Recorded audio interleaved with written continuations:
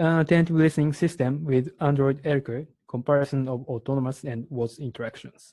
I'm Koji Inoue from Kyoto University. Our research group has developed an autonomous Android robot which is named Eriko. As you can see here, Eriko has a human-like appearance. So human-like natural dialogue is expected for her. So far, we have considered several dialogue tasks. For example, job interviewer and laboratory guide. In this study, we focus on attentive listening. What is attentive listening? In attentive listening, the user does most of the talking, so this is user initiative dialogue. The listener utters listener responses, such as back channels. This kind of dialogue is needed in elderly care where people often desire social contact. I'll show you an example of attentive listening. When the user says, "Yesterday I went to a restaurant with my family," then the listener asks a question, which restaurant, to elaborate the talk. Then the user says, "The French one nearby the station, it was really delicious." The listener says, "That's nice." Then the user continues to talk. As you can see here, in attentive listening, it's important to encourage the user's talk. In this study, we aim to realize the attentive listening system using the Android Echo. In the previous SIGDAO conference, we proposed a preliminary attentive listening system. The key point of our system is to generate various listener responses. The purpose of this study is to realize a fully autonomous Android attentive listener for the Android Echo. In this presentation, we report a dialogue experiment with elderly people. The main purpose of this experiment is that we compare our autonomous system with a WOZ system controlled by a human operator. Then we will find the gap between the system and real human. At first, I'll explain our attentive listening system. This is the list of listener responses. We use prosodic information of pitch and power and automatic speech recognition result as input. Then we try to generate these responses. I'll explain them one by one. We generate back channels that are short utterances such as yeah in English and in Japanese language. We made a continuous prediction model based on prosodic features. So it can generate back channels anytime, even when the user is speaking. The system also generates generic responses such as I see or I got it. If the input user utterance is short, this would be just yes. Since these responses can be used in any input dialog context, these responses work as kind of backup responses. For the next responses, we detect a focused word of the user utterance. Here, we use a simple heuristic rule that the focused word is the latest noun or adjective. For example, if the user says, "I went to Paris to visit a museum," then the focused word is a museum. Using this focused word, the system repeats the focused word. For example, in the previous example, the system says a museum. The system also generates elaborating questions using the focus word. We concatenate the focus word with interrogatives such as which, when, and what. For example, in the previous example, the system asks a question, which museum? Generating these focus word-based responses, we expect that the system shows understanding of the talk.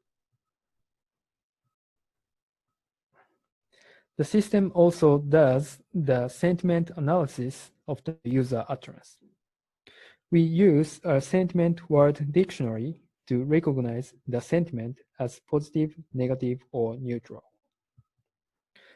If the user utterance is positive, then the system generates that's good or that's nice. If it's negative, the system generates that's bad or that's hard. We also use another sentiment dictionary which has the wider coverage. Analyzing the sentiment with this dictionary, we change only the prosodic pattern of generic responses. Using these responses, we expect that the system shows empathy for the user's emotion. We generate several responses using these generation modules. But finally, the system has to select the proper one among them. As you can see here, we designed the priority order according to their difficulties of generation. Assessments are the first priority, followed by elaborating questions, repeats, generic sentimental responses, and generic responses. We implemented this attentive listening system for the Android Echo. Then we conducted a dialogue experiment. The subjects were 20 Japanese elderly people. We asked them to prepare 2 topics: most memorable travel experience and delicious food you recently ate. The dialogue time was set at 7 minutes. We used our original speech recognition model, and the word error rate in this experiment was 33.8%. In this experiment, we compared our autonomous system with a WOZ system. We asked a human operator to use the same set of listener responses as our system, and to select the proper one by herself. We also directly played the operator's voice through the speaker of Ergo. Each subject talked with and evaluated both of the autonomous and WOZ systems. So this is within subject comparison.